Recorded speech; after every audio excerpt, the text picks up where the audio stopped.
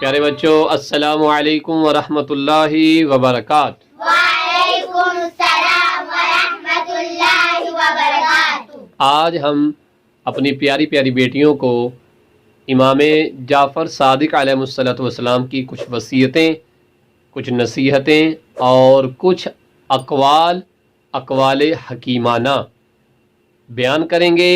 ان اقوال کا یا ان وصیتوں کے بیان کرنے کا جو مقصد ہے وہ یہ ہے کہ ہم ان باتوں پر عمل کر کے اچھے انسان بن سکیں، اور اچھا انسان بننے کے لیے سب سے ضروری چیز یہ ہوتی ہے کہ ہم قرآن اور محمد و آل محمد کی تعلیمات پر عمل کریں۔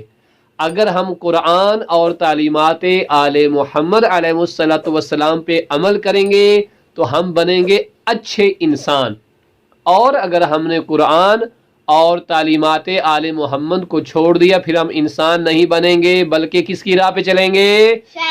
شیطان کی راہ پہ۔ اور شیطان کی راہ پہ چلنے والا کبھی بھی جنت نہیں پہنچ سکتا۔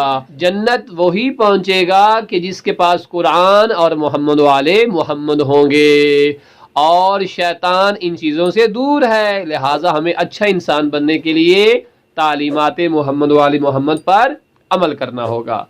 آپ کے ایک صحابی تھے جو آپ کے پاس آئے تو امام جعفر صادق علیہ السلام نے انہیں ایک نصیحت فرمائی، اور وہ نصیحت کیا تھی؟ فرمایا، اے حمران، ہمیشہ ان لوگوں پر نگاہ رکھو جو دولت اور طاقت میں تم سے کم ہیں۔ یعنی کیا مطلب؟ کہ جو غریب ہیں، کمزور ہیں، ان کی مدد کرنا۔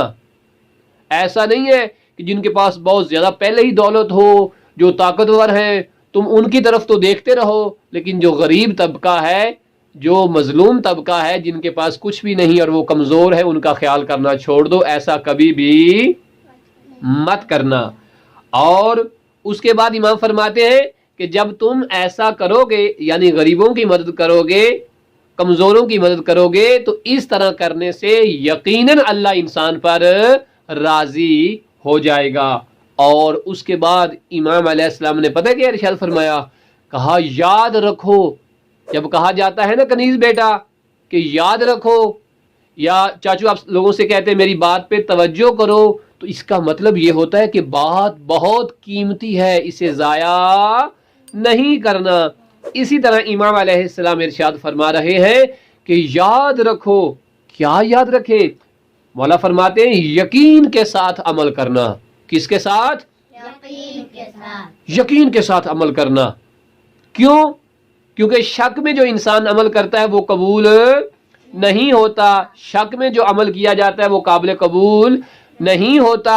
جو یقین کے ساتھ عمل کیا جاتا ہے وہ قابل قبول ہوتا ہے۔ اور مزے کی بات، اگر آپ شک میں مبتلا ہے نا تو آپ پوری رات نمازیں بھی اگر پڑھ لیں نا تو کوئی فائدہ نہیں ہے، لیکن یقین کے ساتھ اگر آپ فقط 2 رکعت نفل پڑھ لیں گے تو وہ 2 رکعت جو تھوڑی سی ہے، جو عمل کے اعتبار سے بالکل تھوڑی مقدار ہے، لیکن یقین کے ساتھ ہے، یقین والی عبادت اللہ قبول کرتا ہے، شک والی عبادت قبول نہیں کرتا۔